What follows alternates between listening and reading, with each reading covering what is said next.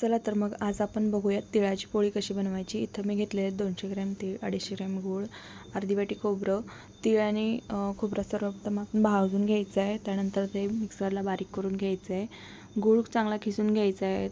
ते सर्व मिश्रण आपण पुन्हा एकदा मिक्सरला बारीक करून घ्यायचं आहे। गव्हाची कणिक मऊसूद मळायची आहे आणि त्यानंतर आपण सारण भरून तिळाची पोळी लाटून घ्यायची आहे। ती मस्तपैकी खरपूस भाजायची आहे।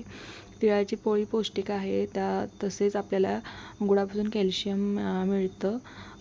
लहान मुलांच्या डब्यासाठी सुद्धा आपण तिळाची पोळी देऊ शकतो।